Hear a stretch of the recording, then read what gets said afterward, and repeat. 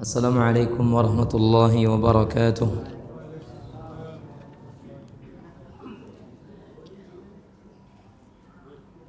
Innal hamdalillah nahmaduhu wa nasta'inuhu wa nastaghfiruh. Wa na'udzu billahi min shururi anfusina wa min sayyiati a'malina. May yahdihillahu fala mudilla lahu wa man yudlil fala hadiya lahu. وأشهد أن لا إله إلا الله وحده لا شريك له وأشهد أن محمدا عبد الله ورسوله وصفيه وخليله صلى الله وسلم وبارك عليه وعلى آله وصحبه ومن سار على نهجه وتمسك بسنته واقتفى آثاره إلى يوم الدين وسلم تسليما كثيرا. قال الله عز وجل: يا أيها الذين آمنوا اتقوا الله حق تقاته ولا تموتن إلا وأنتم مسلمون. فإن أصدق الحديث كتاب الله وخير الهدي هدي رسول الله صلى الله عليه وسلم وشر الأمور محدثاتها كل محدثة بدعة وكل بدعة ضلالة وكل ضلالة في النار. اللهم لا علم لنا إلا ما علمتنا وعلمنا ما ينفعنا اللهم انفعنا بما علمتنا ربنا زدنا علما. Kaum muslimin, kaum muslimat sekalian yang dirahmati oleh Allah tabaraka wa taala, puji syukur kita panjatkan kepada Allah atas limpahan nikmat dan karunia yang Allah Subhanahu wa taala berikan kepada kita bersama. Alhamdulillah, dengan itu pada kesempatan hari ini di malam yang mulia ini Allah Subhanahu wa taala mempertemukan kita di salah satu dari rumah-rumah Allah Azza wa Jalla untuk kembali kita bersama-sama mempelajari ayat-ayat Allah dan hadis-hadis Rasulullah sallallahu alaihi wasallam. Dan pembahasan kita adalah tentang kitab Minhajul Muslim, dan kita berada pada pasal yang ke-12 dari bab ibadah, yaitu fil haji wal umrah, bab tentang permasalahan haji dan umrah. Semoga Allah Azza wa Jalla menjadikan amalan yang kita kerjakan ini semata-mata untuknya, dan semoga Allah Subhanahu wa taala menjadikan kita semua di antara orang-orang yang diberikan senantiasa keikhlasan dalam segala amal kita, dan akhirnya Allah Azza wa Jalla tetapkan bagi kita apa yang Allah Subhanahu wa taala janjikan. Salawat dan salam kita berikan kepada Nabi kita Muhammad sallallahu alaihi wasallam, kepada keluarganya, kepada seluruh sahabatnya, dan kepada seluruh manusia yang mengikuti syariat beliau sallallahu alaihi wasallam hingga hari kiamat kelak. Kaum muslimin muslimat sekalian yang dirahmati oleh Allah Azza wa Jalla, pembahasan kita pada kesempatan malam hari ini pembahasan tentang haji dan umrah, dan ini memang bertepatan dengan kita saat ini berada di bulan-bulan haji. Syawal, Dzulqa'dah dan Dzulhijjah adalah ashhurul hajj, bulan-bulan haji. Dan kita tahu bahwa di sebagian keberangkatan kaum muslimin dari negara kita barangkali sudah ada yang diberangkatkan dari sejak bulan Syawal, kemudian nanti diberangkatkan di bulan Dzulhijjah. Makanya pemerintahan Saudi itu pertengahan bulan Syawal ini sudah menutup yang namanya umrah, karena digunakan sebagai persiapan untuk menyambut tamu-tamu Allah Azza wa Jalla yang akan melaksanakan ibadah hajinya. Taib kaum muslimin muslimat yang dirahmati oleh Allah Azza wa Jalla, adapun haji dan umrah, haji secara bahasa artinya adalah al-qasdu, yaitu tujuan atau menuju. Sementara umrah secara bahasa artinya adalah ziarah yang bermakna kunjungan. Kalau kita bawa kepada makna yang sebenarnya, maka haji dan umrah adalah seseorang melaksanakan atau seseorang mengunjungi Ka'bah yang berada di Mekah untuk beribadah kepada Allah Subhanahu wa taala dengan tata cara yang sudah ditetapkan dan diatur oleh Rasulullah sallallahu alaihi wasallam, berkunjung ke kota Mekkah dan mengunjungi Ka'bah dalam rangka beribadah kepada Allah dengan cara-cara yang tertentu dan ditetapkan dalam waktu-waktu yang tertentu. Ini haji. Adapun umrah adalah berkunjung ke kota Mekkah dalam rangka untuk beribadah dengan cara yang tertentu, waktunya tidak ditentukan. Itu perbedaan antara haji dan umrah. Dan haji dia lebih sulit dibandingkan umrah. Umrah lebih ringkas dibandingkan haji. Haji dilakukan kapan saja, umrah dilakukan kapan saja, sementara umrah hanya haji dilakukan di bulan-bulan haji, atau tepatnya di bulan Dzulhijjah saja. Taib, ma'asyiral muslimin muslimat, kata beliau rahimahullahu taala, wa fihi 10 mawad. Dalam permasalahan haji dan umrah di sini ada 10 poin, ada 10 pelajaran. Al-madatul ula, pelajaran yang pertama, fi hukmil haji wal umrah wal hikmatu fihima, tentang hukum haji dan umrah serta hikmah yang dikandung oleh haji dan umrah tersebut. Hukmuhuma, hukum dari keduanya, kata beliau, al-hajju fariidatullahi ala kulli muslimin wa muslimah istita'an ilaihi sabila. Haji adalah merupakan perkara yang diwajibkan atas setiap muslim dan muslimah yang mampu untuk sampai kepadanya.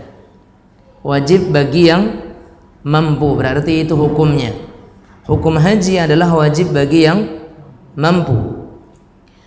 Liqaulihi ta'ala, berdasarkan dengan hadis Rasulullah, berdasarkan dengan firman Allah Subhanahu wa ta'ala, walillahi 'alan nasi hajjul baiti man istata'a ilaihi sabila. Dan bagi manusia bagi Allah Azza wa Jalla atas manusia itu hajjul bait, mengunjungi rumah Allah Azza wa Jalla, bagi siapa yang dimudahkan oleh Allah Azza wa Jalla jalan kepadanya. Wa qauli Rasul sallallahu alaihi wasallam, dan juga berdasarkan dengan sabda Rasulullah sallallahu alaihi wasallam, bunyal islamu ala khams. Agama Islam ini dibangun di atas 5 pilar atau 5 perkara. Syahadatu an la ilaha illallah wa anna Muhammadan Rasulullah, ya, wa iqamus salah wa ita'uz zakah wa hajjul bait wa shaum Ramadan. Kata beliau sallallahu alaihi wasallam bahwasanya bunyal Islam, Islam ini dibangun di atas 5 hal.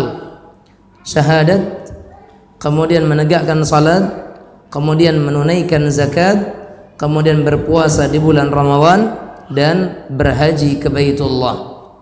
Ini rukun-rukun Islam. Sehingga haji hukumnya rukun bagi Islam. Dan rukun artinya apa? Sesuatu yang harus ada atau sesuatu yang diwajibkan. Tetapi wajibnya haji tidak sebagaimana wajibnya salat. Wajibnya haji tidak sebagaimana wajibnya salat. Karena untuk salat, mau sakit atau tidak sakit, mau kaya ataupun miskin, mau sempat ataupun tidak, mau bisa berdiri ataupun tidak bisa berdiri, tetap wajib baginya untuk salat. Ini salat. Adapun haji bagi yang mampu. Bagi yang tidak mampu maka tidak ada kewajiban untuknya berhaji atau ke Baitullah. Kaum muslimin muslimat yang dirahmati oleh Allah Azza wa Jalla, wa huwa fardun marratan fil umri, dan haji itu diwajibkan 1 kali dalam seumur hidup. Yang wajib, ya, haji yang wajib itu 1 kali dalam seumur hidup. Al-hajju marrah faman zada fahuwa tatawwu'. Haji itu yang wajib sekali. Adapun yang lebih daripada sekali maka itu adalah tatawwu'. Tatawwu' artinya adalah sunnah, mustahab. Namun yang diwajibkan hanya yang pertama kali saja. Ghaira annahu yustahabbu tiqraruhu kulla 5 a'wam. Ya, hanya saja haji itu disunnahkan untuk dilakukan berulang-ulang setiap 5 tahun sekali. Ini pada dasarnya haji disunnahkan untuk diulang setiap 5 tahun sekali, bukan setahun 5 kali, karena tidak bisa, tapi 5 tahun sekali dalam 5 tahun. Liqaulihi sallallahu alaihi wasallam fima yarwihi an rabbih azza wa jal, sebagaimana dalam hadis qudsi Allah azza wa jalla berfirman, inna 'abdan sahhahtu lahu jismah wa wasa'tu lahu alaihi fil ma'ishah yamdi alaihi 5 a'wan la yafidu ilayya la mahrumun. Kata beliau kata Allah azza wa jalla bahwasanya sesungguhnya di antara hambaku ada yang aku berikan kepadanya kesehatan dari sisi badannya, kemudian aku berikan kepadanya keluasan dari sisi rizkinya. Maka siapa yang sudah diberikan oleh Allah kesehatan, kelapangan rizki selama 5 tahun, tapi dia tidak menjadi tamu Allah subhanahu wa ta'ala, la mahrum, maka dia adalah orang-orang yang akan diharamkan oleh Allah untuk mengunjunginya kembali. Ini kata Allah azza wa jalla dalam hadis riwayat Ibnu Hibban dalam sahihnya, dan Imam Al-Baihaqi sempat membicarakan tentang sanadnya. Amal umrah fahiya sunnatun wajibah. Adapun umrah maka dia adalah merupakan sunnah yang hukumnya wajib. Adapun umrah maka dia hukumnya sunnah yang sifatnya wajib. Saya ulang, kalau haji hukumnya fardu, adapun umrah hukumnya adalah sunnah Rasul yang sifatnya wajib, artinya juga harus dilaksanakan bagi yang mampu, karena Allah azza wa jalla menyandingkan perintah umrah dengan perintah haji. Wa atimmul hajja wal umrata lillah, dan sempurnakan haji serta umrah itu untuk Allah azza wa jalla, atau karena Allah, sehingga tidaklah sesuatu yang disandingkan dengan sesuatu yang lain itu tidak mungkin berbeda hukum. Ketika haji hukumnya wajib, maka umrah hukumnya juga wajib. Bedanya, wajibnya haji sifatnya fardu, adapun wajibnya umrah sifatnya dia berasal daripada sunnah Rasulullah sallallahu alaihi wasallam, tapi sama-sama menduduki hukum wajib.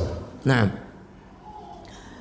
Wa qauli Rasul sallallahu alaihi wasallam, hujja an abika wa'tamir, sebagaimana sabda Rasulullah kepada seseorang, bagaimana Rasulullah memerintahkan seseorang tersebut untuk menghajikan orang tuanya dan mengumrahkannya. Hujja an abik, badalkan haji untuk ayahmu dan umrahkan dia, ya, dan umrahkan dia. Di sini disandingkan antara umrah dengan haji, menunjukkan hukumnya sama. Naam. Liman sa'alahu inna abi syekhun kabirun la yastati'ul hajja walal umrata walal dhi'an. Kata beliau, ketika seseorang bertanya kepada Rasulullah, ya Rasulullah, saya punya ayahku sudah renta, dia tidak bisa haji, tidak bisa umrah, dan tidak bisa melakukan ibadah-ibadah yang lainnya. Apa kata Rasul? Hujja an abika wa'tamir, berhajilah untuk orang tuamu dan berumrahlah. Artinya di sini ada badal haji dan badal umrah untuk orang tua, dan inilah yang disepakati hukumnya oleh para ulama, ya, bahwa badal haji dan umrah sepakat para ulama hukumnya dianjurkan bagi seorang anak untuk orang tuanya. Adapun badal haji dan umrah yang dilakukan orang lain selain daripada anak kepada orang tuanya, maka terjadi silang pendapat di kalangan para ulama. Sebagian guru-guru kita, asatidzah kita mengatakan tidak ada hukum sunnahnya, tidak ada anjurannya, namun sebagian yang lain menyatakan tetap, karena terkadang anak sendiri pun tidak mampu, ya kan, atau anak sendiri belum pernah berhaji, maka ada keterbatasan di sana. Walaupun kembali kepada hukum asal, ketika wajibnya haji adalah bagi orang yang mampu, maka wajibnya badal haji juga dianjurkannya badal haji juga bagi orang-orang yang mampu. Ala kulli hal, memang ada pandangan-pandangan ulama dalam hal tersebut. Baik, kaum muslimin muslimat yang dirahmati oleh Allah azza wa jalla. Kemudian kata beliau rahimahullah, minal hikmati fil haji wal umrah, di antara hikmah dari haji dan umrah, ya, hikmah dari haji dan umrah kata beliau rahimahullah taala, tadhhirun nafsi min athari dhunub, litusbiha ahlan li karamatillahi ta'ala fid daril akhirah.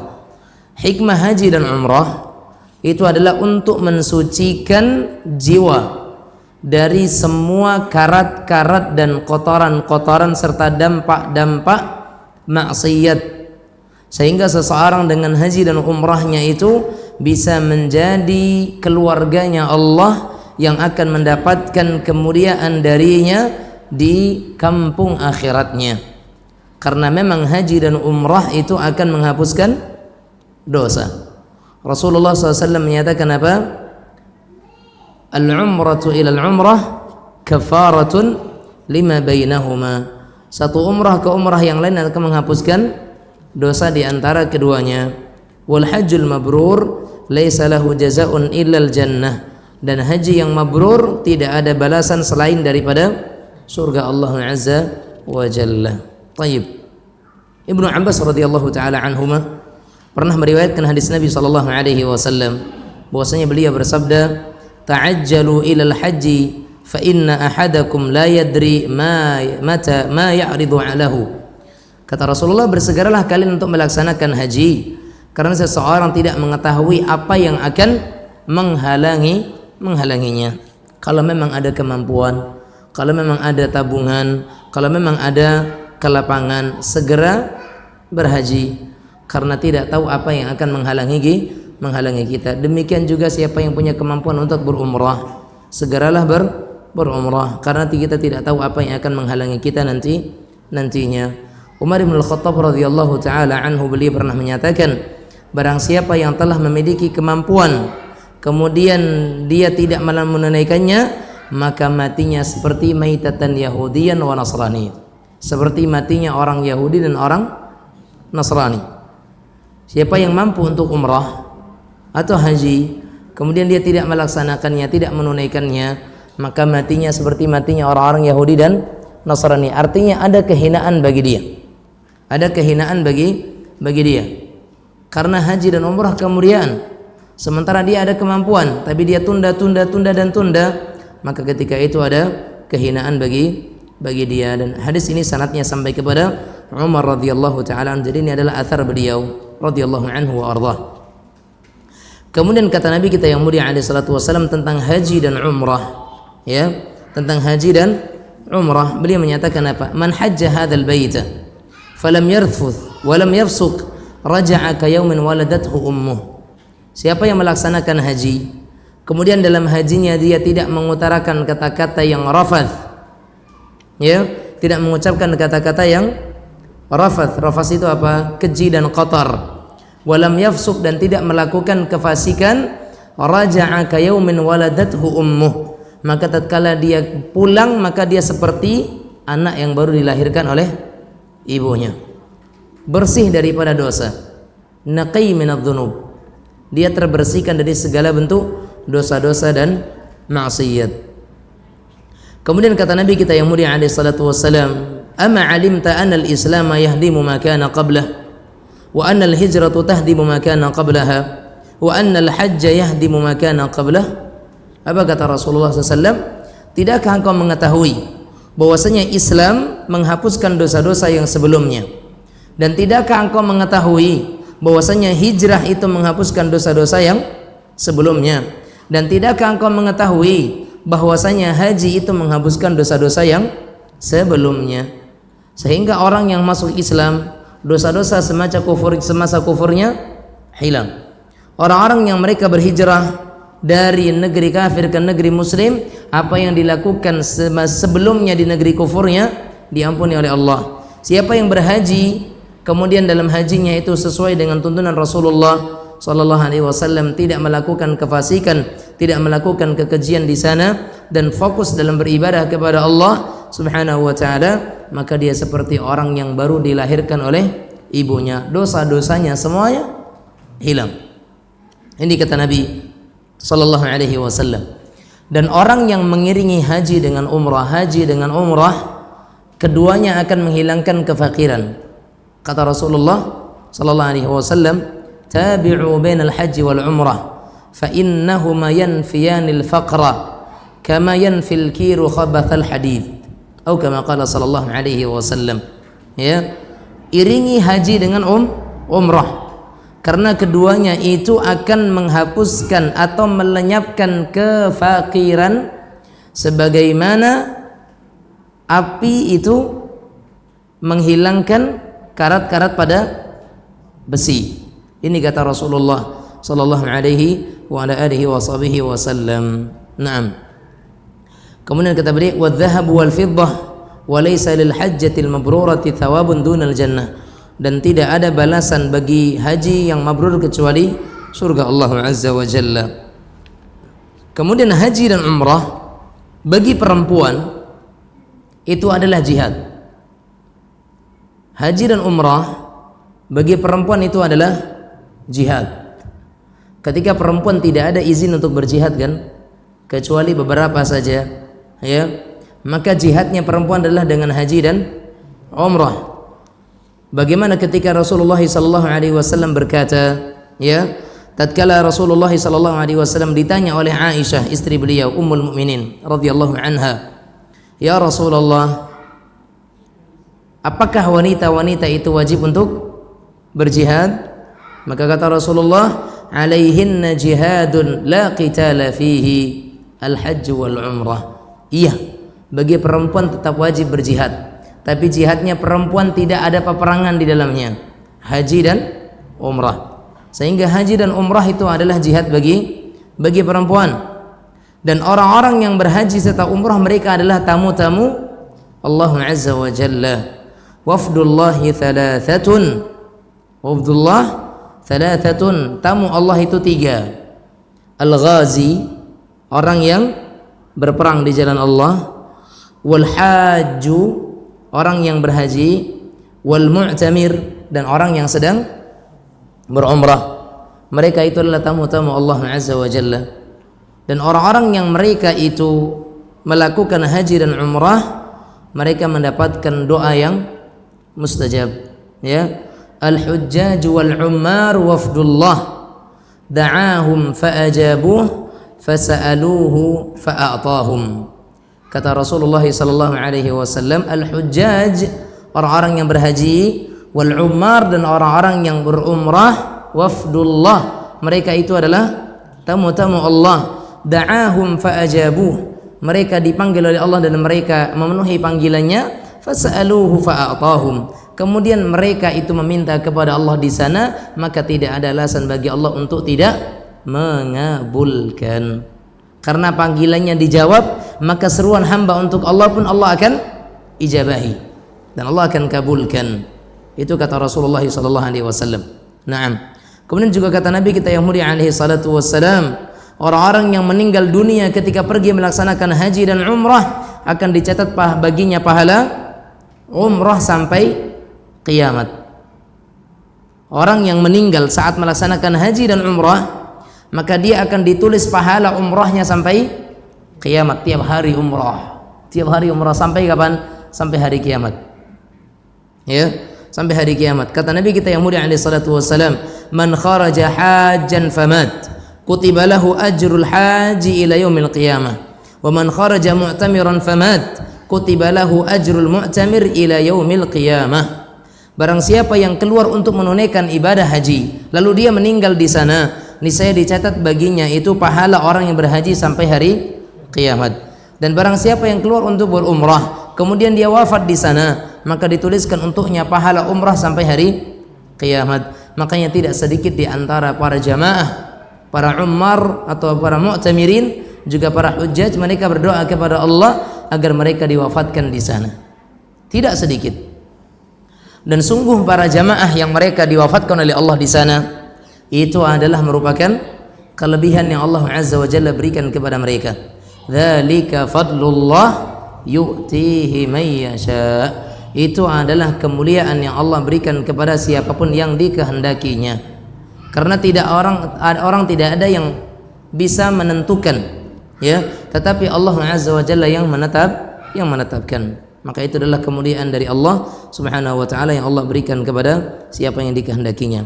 Dan orang-orang yang meninggal ketika dalam keadaan ihram, paham?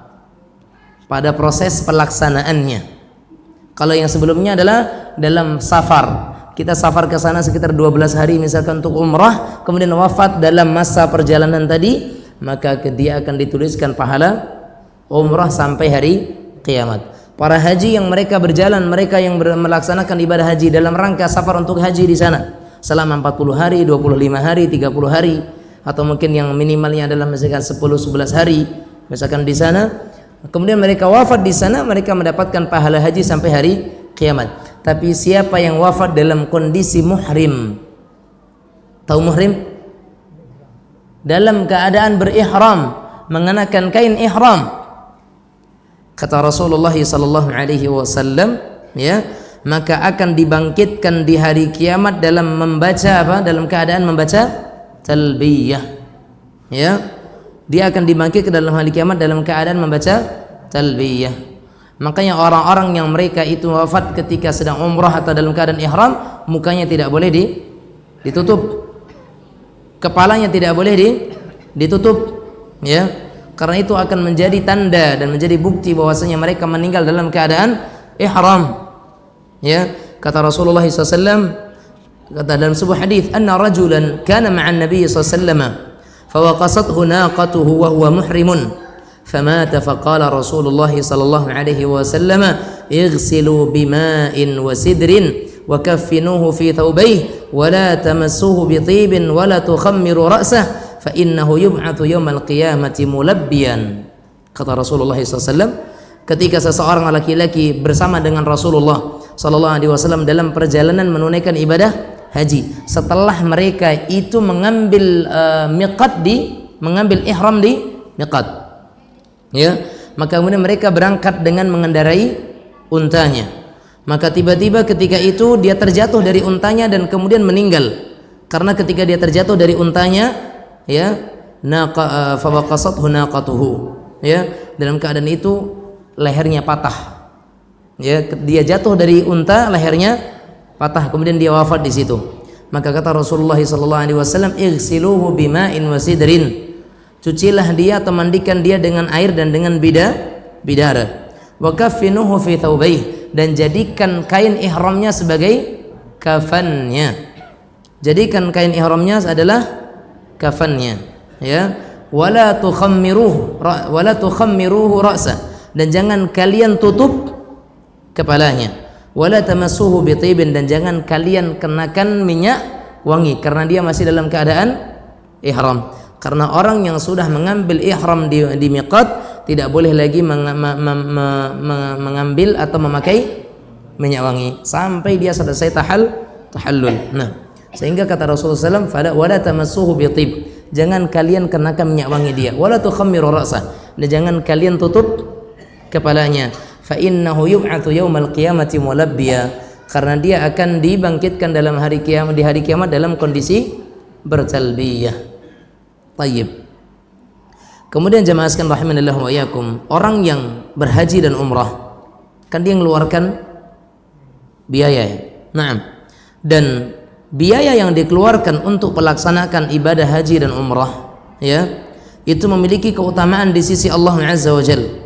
Biaya yang kita keluarkan 27 juta, 29, 30 juta yang kita keluarkan di jalan Allah Azza wa Jalla untuk pelaksanaan ibadah haji dan umrah, maka harta itu ada keutamaan di sisi Allah Subhanahu wa taala. Sebagaimana Rasulullah SAW bersabda kepada Ummul Mukminin Aisyah radhiyallahu taala anha ketika beliau menunaikan ibadah umrah, "Inna laki minal ajri ala qadri nasabiki wa nafaqatiki." Sesungguhnya pahalamu sesuai dengan kadar kepayahanmu dan nafkahmu.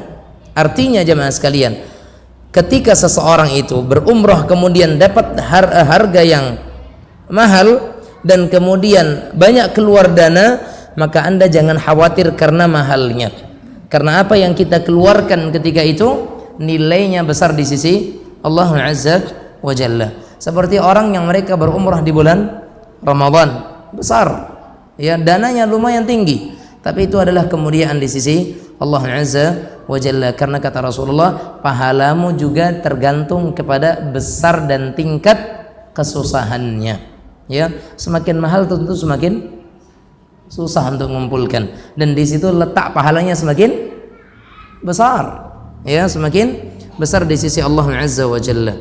Kemudian keutamaan umrah yang terakhir, bahwa pahala umrah yang dikerjakan di bulan Ramadan sebanding dengan ibadah haji, atau juga sebanding dengan haji bersama dengan Rasulullah sallallahu alaihi wasallam. Ini jelas dalam hadis Rasul kita yang mulia alaihi salatu wasallam, umratun fi Ramadan taqdi hajjah atau ta'dilu hajjatan ma'i.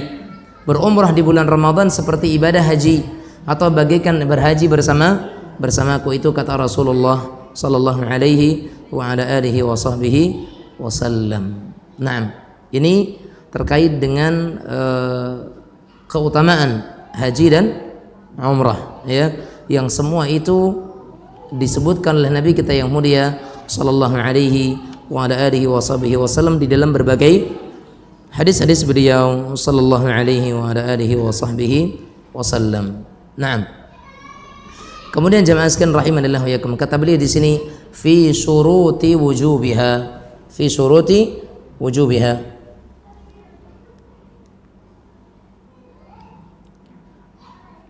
Kata beliau di sini, yushtaratu liwujubil haji wal umrati 'alal muslimi syurutul atiyah. Disyaratkan bagi orang-orang yang ingin haji dan umrah itu beberapa syarat. Di antaranya al-Islam. Berarti ini syarat-syarat wajib haji. Syarat-syarat wajib haji. Juga syarat-syarat wajib umrah, ya. Kata beliau di sini rahimahullahu taala, yang pertama adalah al-Islam, dalam kondisi muslim. Kalau bukan muslim maka tidak ada kewajiban haji bagi dia. Kemudian yang kedua, baligh al-bulugh, ya, idh la taklifa 'ala as-sabi hatta yablugh, karena tidak ada taklif, tidak ada beban ibadah bagi seorang yang masih kecil sampai dia itu baligh. Kemudian aqil, al-aqlu, adanya akal, berakal, ya. Kemudian al-istita'ah, kemampuan. Dan kemampuan di sini dari beberapa sisi. Pertama, az-zad, bekal, ar-rahilah, kendaraan, ya kan?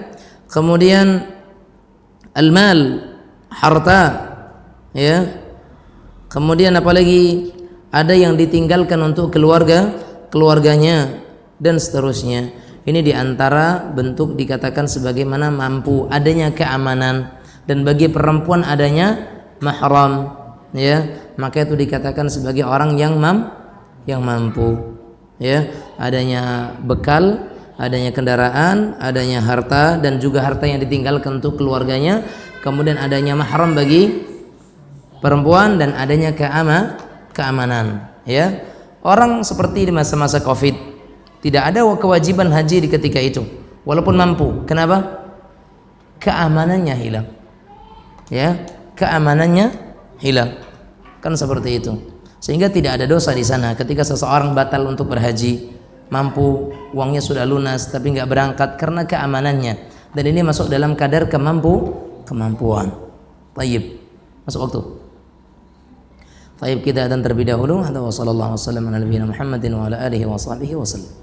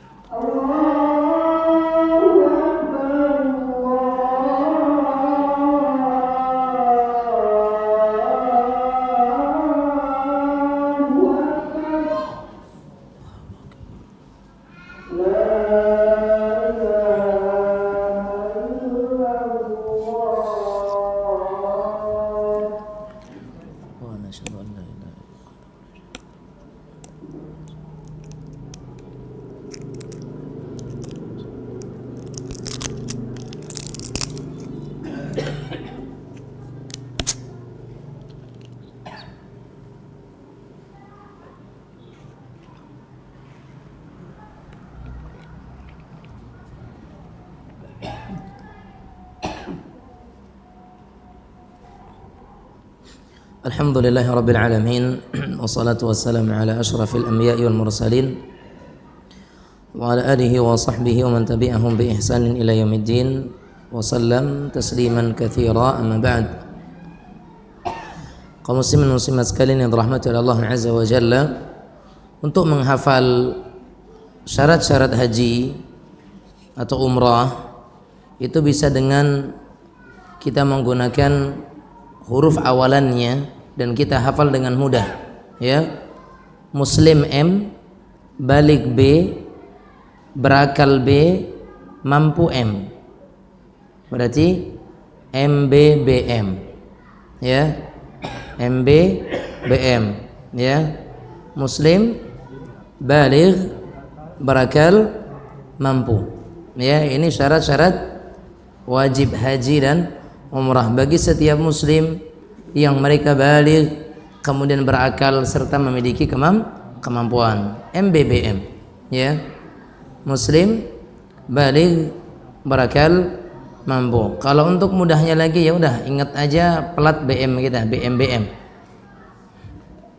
ya kan?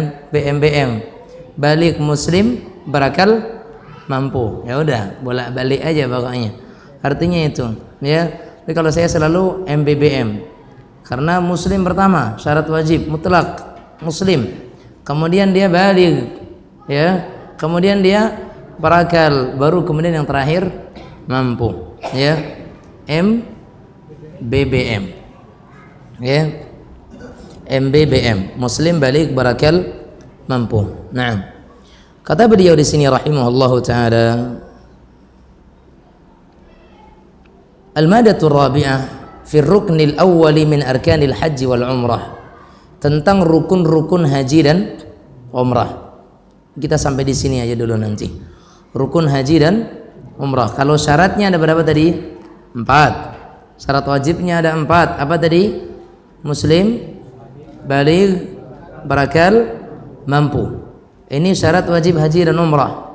Adapun rukunnya ada 4 untuk haji, 3 untuk umrah. Hafal haji, hafal umrah insyaallah, ya. Hafal rukun haji, maka pasti akan hafal rukun umrah. Makanya kita hafal rukun haji. Rukun haji yang pertama adalah ihram, ya. Rukun haji yang pertama adalah ihram. Yang kedua ihram, kemudian urutannya wukuf, kemudian tawaf, yang ketiga, yang keempat sa'i, ya. Jadi ihram, wukuf, tawaf, sa'i, dan itu urutannya. urutan pelaksanaan haji. Seseorang ihram dari miqat, kemudian nanti di tanggal 9 Dzulhijjahnya mereka langsung wukuf di Arafah. Setelah wukuf di Arafah tanggal 10-nya mereka tawaf ifadah. Setelah tawaf mereka melaksanakan sa'i, ya. Ini rentetan pelaksanaan haji. Nah, adapun umrah yang 4 ini dibuang satu. Apa yang enggak ada? Apa yang enggak ada? Wukufnya. Karena untuk umrah tidak ada wukuf. Karena wukuf adalah inti dari haji. Bahkan seseorang ketika dia meninggalkan wukufnya, inti haji di situ. Perjuangan haji yang betul-betul berjuang adalah wukufnya. Ya. Bayangkan mereka bermunajat, berdoa kepada Allah, berdiam diri di Arafah mulai dari ba'da zuhur sampai menjelang maghrib. Ya kan? Berapa jam? Sekitar 6 jaman kan? Bayangkan di bawah terik matahari yang panas, ba'da asar nanti mendengarkan khutbah Arafah dan sebagainya. Nah, kaum muslimin muslimat sekalian rahmati Allah azza wa jalla, berarti kalau rukun haji ada 4, ihram, wukuf, tawaf, sa'i.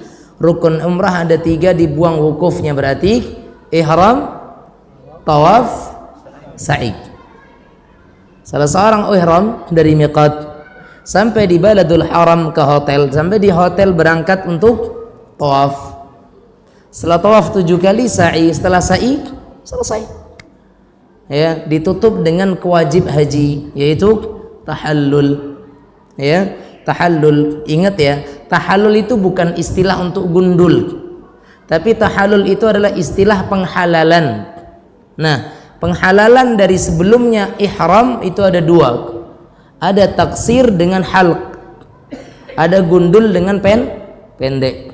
Yang memendekkan tetap namanya tahallul. Ya, yang botak tetap namanya tahallul, yang pendek pun namanya tahallul. Kan seseorang, kenapa enggak tahallul? Orang udah pendek kok enggak tahallul?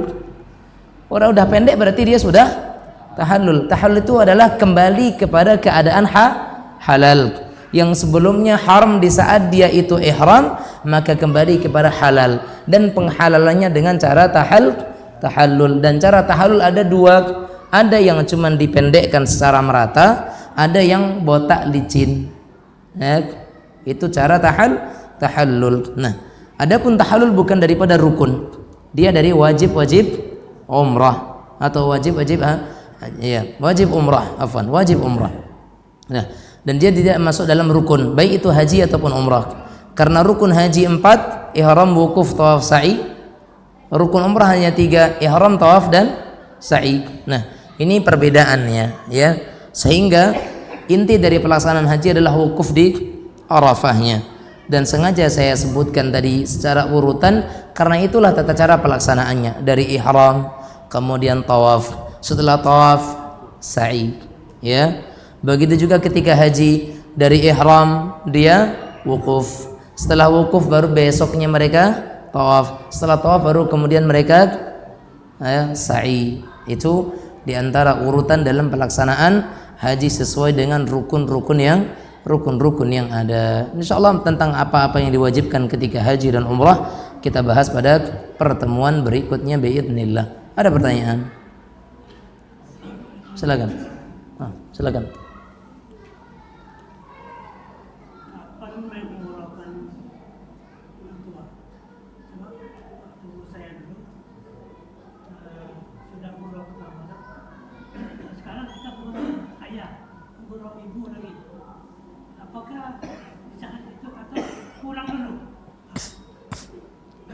Kapan mengumrahkan orang tua?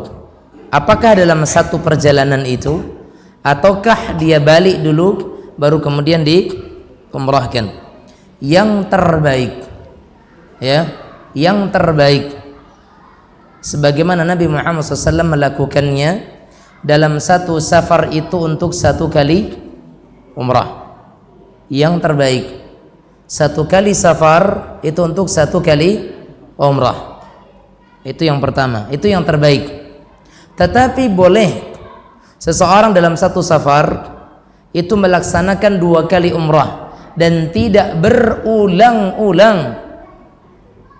Ya mungkin Syekh bin Baz rahimahullah taala menyatakan cukup 2 kali untuk dia dan untuk yang dibadalkan 1 orang. Sebagian orang kan mengatakan adalah umrah 5 kali. Lah dape ama ayah ninya datu apa den sawang menantu den yang wafat kemudian anak den yang meninggal dihitung kau saudara 5 boleh. Rupanya tahalul pertama sebelah kanan digunting segetek, tahalul kedua digunting segetek, tahalul ketiga digunting segetek. Pas tiba umrah ke 5 boleh bau godok.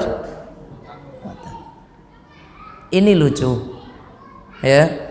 Kalaupun ingin membadalkan maka cukup umrah untuk kita sekali, badalkan sekali. Kata Syekh bin Baz rahimahullah taala, itu pun dengan syarat 1, dilakukan oleh orang yang belum ada kemungkinan akan kembali ke sana.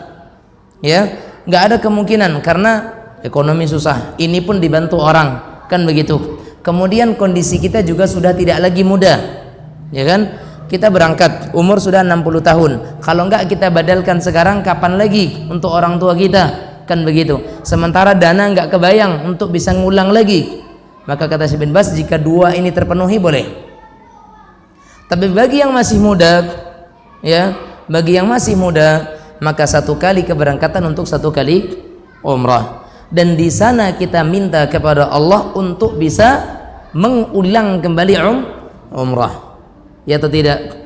Kan tadi dikatakan orang yang di sana dia mendapatkan kesempatan doa mustajab. Maka dalam umrah pertama kali minta sama Allah Subhanahu wa taala untuk diizinkan agar kembali berulang-ulang. Ya kan? Terus minta sama Allah, minta sama Allah. Nah, nanti di kali yang kedua untuk ayah. Kemudian di sana minta lagi untuk bisa mengumrahkan ibu.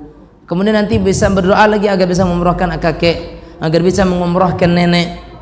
Ya, dan seterusnya. Ya, wallahu taala a'lam bisawab.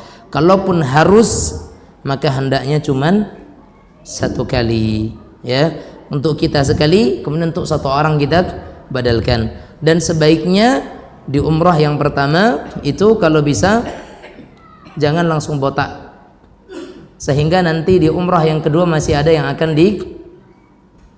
ada yang dibuang lah. Kalau lah botak yang pertama, yang kedua apa yang akan dibuang? Kulit. Nah mungkin kan, ya, jangan sebelah semuanya, diratakan tapi ditinggalkan. Ambil 2 cm, ya, kemudian nanti atau ambil 1 cm, kemudian nanti. Makanya sebenarnya kalau misalkan kata para ulama boleh untuk melakukan 1 safar sampai diulang lagi umrahnya dengan syarat sudah ada rambut yang tumbuh, dan dikatakan rambut yang tumbuh memang sudah bisa diambil. Lah tumbuh Ustaz, enggak lah apa hal tajam-tajam. Mana yang akan diambil? Lalu nampak yang akan diambil. Maka ketika sudah mulai tinggi setengah senti, 1 senti, baru. Itu pun proses tentu agak sebulanan juga kan. Makanya yang terbaik kalau memang ada yang mau dibadalkan, umrah pertama kali tinggalkan sebagian atau beberapa 1 ruas atau 1 senti.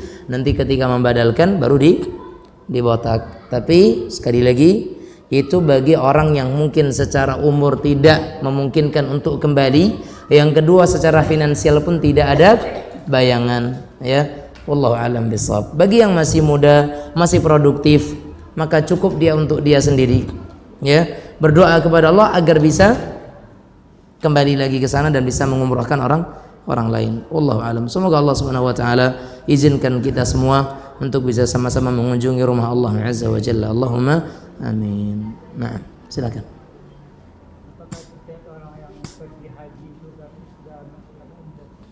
Apakah setiap orang yang melaksanakan haji? Tidak. Belum pasti orang yang haji dia pernah umrah, belum pasti. Karena haji ada 3 macam. Ada haji qiran, ada haji ifrad, ada haji tamattu'. Dan untuk haji reguler jamaah Indonesia itu haji tamattu'. Kalau haji qiran, ya, setelah umrah langsung haji. Artinya waktunya berlangsung dekat. Itu qiran. Karena namanya qarn itu adalah berdampingan, berdekatan. Itu qiran. Ya. Adapun ifrad haji saja, ya, haji saja. Karena beberapa banyak orang yang diantara mereka yang diundang untuk berhaji, mereka belum pernah umrah sebelumnya, tapi sudah boleh berhaji. Karena itu amal ibadah lain-lain. Terus mana yang didahulukan, Ustaz, haji dulu atau umrah dulu? Mana yang Allah mudahkan? Allah panggil untuk haji dulu, haji dulu. Allah panggil untuk umrah dulu, umrah dulu. Ya, seperti orang yang punya mablak untuk kemudian bisa haji plus, ya udah haji plus dulu. Ya, kan seperti itu. Nah, tapi kalau haji tamattu' seperti jamaah Indonesia yang reguler, mereka yang belum pernah umrah pasti akan umrah terlebih dahulu. Karena namanya tamattu'. Makanya niatnya adalah labbaik Allahumma umratan mutamatti'an ilal hajj. Ya Allah, aku berniat untuk umrah dan bertamattu' setelah itu, dan untuk melanjutkan kepada ibadah haji. Tetapi jaraknya cukup lama, ya kan? Tergantung kedatangan mereka. Kalau datangnya di Syawal, berarti mereka umrah di Syawal, hajinya di bulan Zulhijjah, masih ada 1 bulan, kan demikian.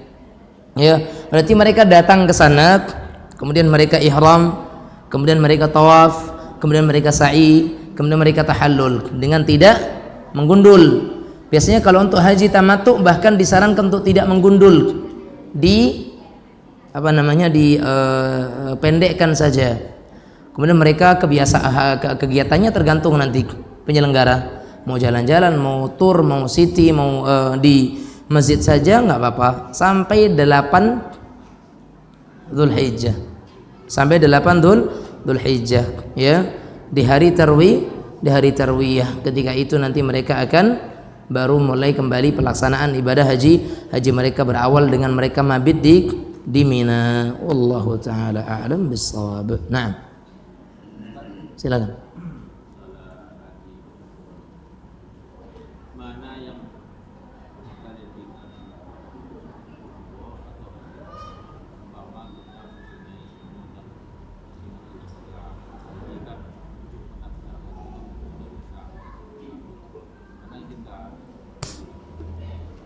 Pertanyaannya adalah melihat kondisi sekarang, ya.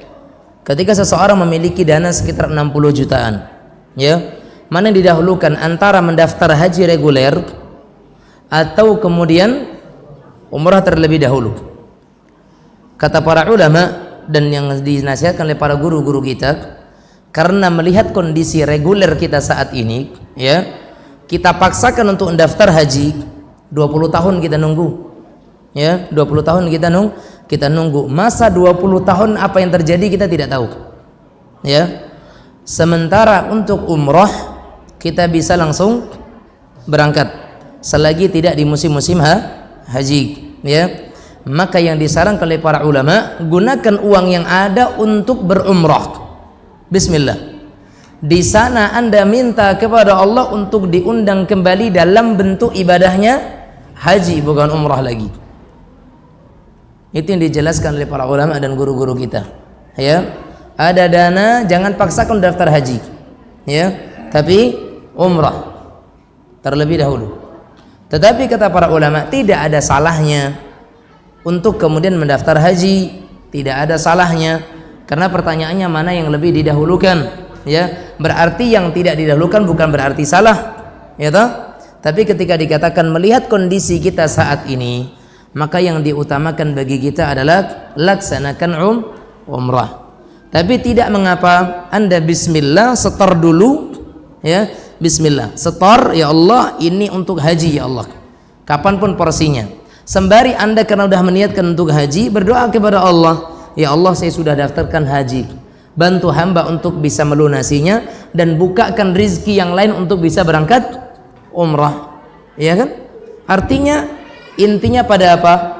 Doa kepada Allah.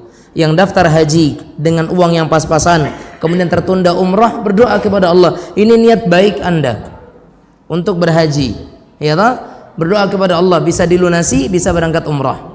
Yang umrah dulu bismillah itu juga amal saleh, berdoa kepada Allah di sana nantinya, ya. Tapi kalau dikatanya atau ditanya mana yang lebih kita pilih, mana yang harus lebih kita pilih, maka laksanakan umrah terlebih dahulu, ya. Dan di sana nanti Anda berdoa kepada Allah, mudah-mudahan diundang oleh Allah untuk bisa berhaji. Syukur-syukur bukan reguler, plus minimal, ya kan? 5 tahun menunggu. Baik, wallahu taala a'lam bissawab. Nah, ada yang lain? Silakan.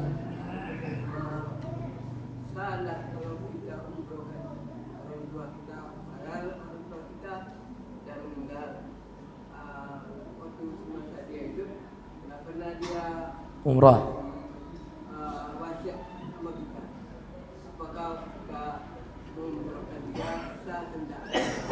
Mengumrahkan orang tua itu tidak harus adanya wasiat. Mengumrahkan orang tua tidak harus ada wasiat.